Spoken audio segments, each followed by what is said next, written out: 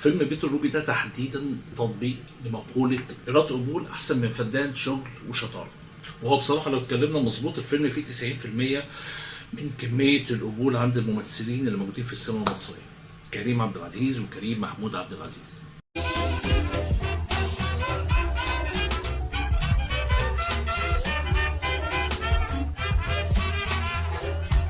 السلام عليكم ورحمة الله.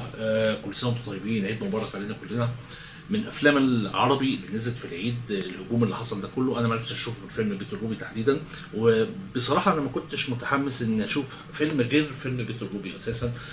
وبرضه ما كنتش متحمس قوي لان انا وانا بتفرج على اعلان الفيلم حسيت ان القصه لحد ما تشد شويه، ولكن الحافز الاساسي ان انا اخش اتفرج ان فيلم بطوله كريم عبد العزيز، وكريم عبد العزيز من الناس المحببين الى قلبي جدا.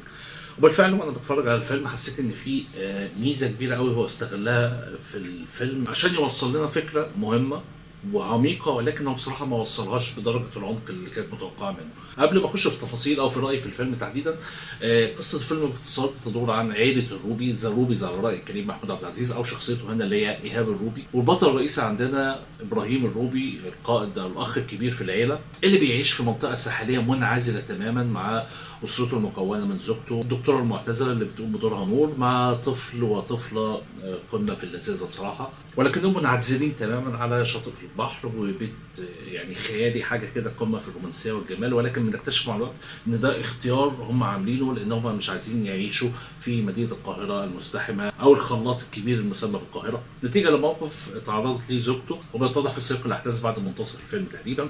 ولكن بعد زياره ليه من اخوه اللي بيعمل كوافير واللي كان مغترب بره او مهاجر بره في سنين طويله، وبعد كده رجع مصر واستقر وفتح المحل الخاص بيه، ولكن المحل موجود داخل البيت اللي المفروض ان هو ميراث مشترك بينه وبين اخوه وبين ابن عمهم. وبالتالي بيطلب من اخوه ابراهيم ان هو يرجع معاه القاهره عشان يقوموا باجراءات معينه بسيطه جدا، المفروض انها مش هتاخد اكتر من يومين ثلاثه. بيجي معاه مراته اللي هي بلوجر اللي بتقوم بدورها طارق عماد، حامل وبتهتم جدا بالسوشيال ميديا، وتقريبا بتنشر كل تفاصيل حياتها على السوشيال ميديا. وعلى مضض بيوافق ابراهيم ان هو يرجع على اساس ان الموضوع مش هيستغرق اكتر من يومين ثلاثه، ولكن طبعا احنا بنكتشف مع الروتين ومع بعض الاحداث اللي موجوده ان الموضوع هياخد وقت اطول من كده. في الوقت ده بتحصل نوع من الصدمات وبتنكشف لنا شيء كده من العلاقات او التفاصيل اللي كانت موجوده في حياتهم، واللي ادت ان هم يختاروا اختيار العزله والانسحاب من القاهره تماما نتيجة مشكلة تعرضت ليها زوجة إبراهيم اللي هي دكتورة النساء، وأثرت جدا على الكارير بتاعها، واضطرت من خلالها إن هي تعتزل تقريبا العمل.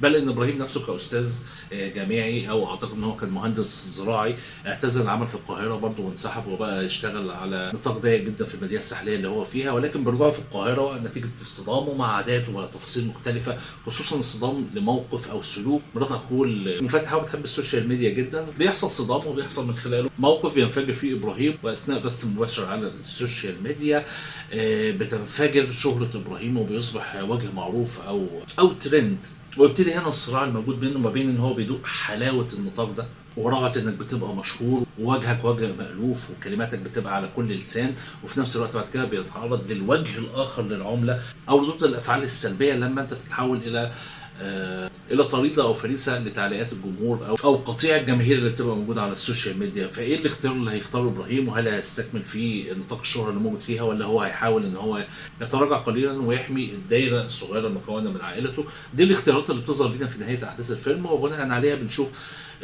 فيلم جديد من اخراج بيتر ميمي. وانا بتفرج على الفيلم ده طبعا انا عارف ان بيتر ميمي عاشق لفكره تبصير الروايات الاجنبيه، ولكن الفيلم ده مش عارف هل هو ماخوذ عن فيلم اجنبي ولا لا، ولكن صياغه الفيلم كانت جيده لحد كبير. ولكن الفيلم ده عشان الخص حاجه كده كبيره كده وقفت في زوري وانا بتفرج. انا كنت داخل وانا بتفرج على اعلان الفيلم ما كنتش منبهر بصراحه بالقصه، وانا بتفرج على الفيلم كنت بحس ان العمليه فيها مش عايز اقول ابس اند داونز، ولكن عمليه التشويق او فكره الانفجار للاحداث اللي انا مستنيه من الاخر كده. في جزء من المشكله كان فيها، انا كنت متوقع حاجه كبيره قوي، لكن في كلمه او تصريح زوجتي قالته لي نقلا عن كريم عبد العزيز. التصريح ده بيكشف لك فعلا طريقه صناعه الفيلم او الهدف من الفيلم. كريم عبد العزيز تحديدا في اخر سنتين كان بيعمل اعمال زي الاختيار والفيل الازرق 2، وبعد كده داخل على معجنه حقيقيه على مسلسل الحشاشين اللي المفروض يظهر خلال السنه الجايه تقريبا، وداخل تصوير الفيل الازرق 3. فهو طالع من معجنه وداخل في معجنه، فكان بيقول تقريبا تقريبا ان الفيلم ده هو عباره عن استراحه لطيفه ما بين خضم او مسار اعمال مزدحم جدا ومرهق جدا. والفيلم ده بصراحه هو فيلم لطيف في نطاق ان هو فعلا استراحه لطيفه في بعض المعاني جيده جدا، ولكن لا يجب ان تحمله اكتر من طاقته زي ما انا كنت عايز احمله وكنت مستني اشوف حاجه كبيره قوي. ولكن اعتبر النقطه دي يمكن عيب فيا اساسا او عيب في التوقعات بتاعتي، لان الفيلم ما وعدش بحاجه كبيره زي كده.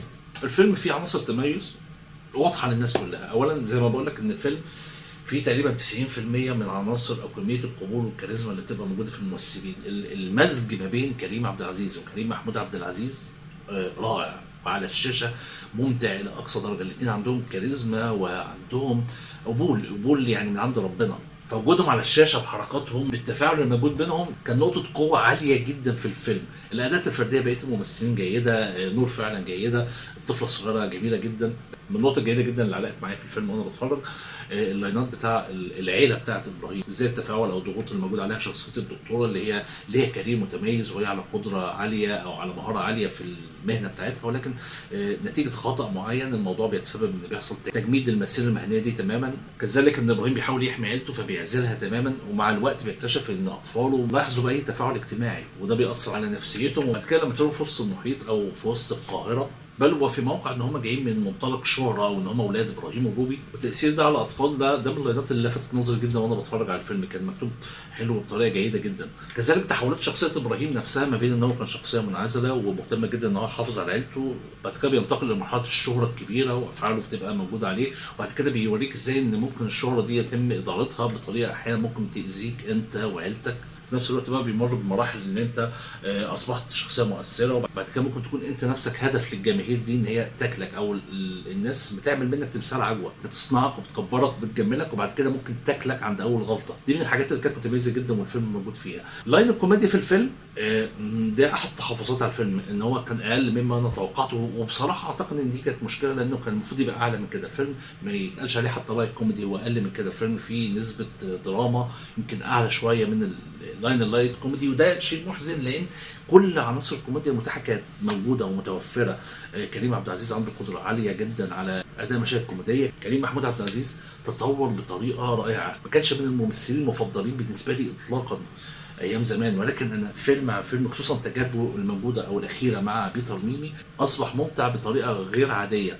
كنت دايما بقول عليه زمان ان هو بيحاول يقلد ابوه، دي مشكله وان انت صعب انك توصل لمستوى محمود عبد العزيز. الفيلم هنا بقى المره دي هو فعلا في اوقات كتيره بتحس ان هو بيقلد والده، بس في حرفيه كده وتمكن بيخليك مستمتع جدا من اللي انت شايفه. اعتقد جزء كبير من المهاره دي صوتات المخرج بيتر.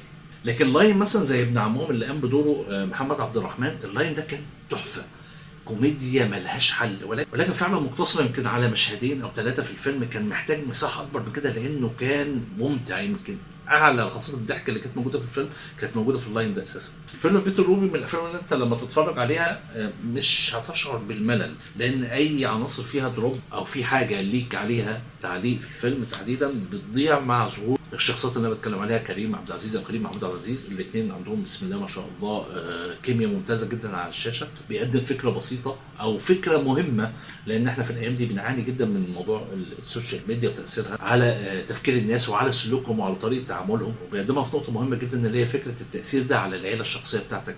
ايه الضرر اللي انت ممكن تتعرض ليه، ايه الضرر اللي ممكن عيلتك تتعرض ليه، ويظهر لك انت ممكن تكسب ايه وتخسر ايه. دي كانت من النقط الجيده والمهمه جدا في الفيلم فعلا.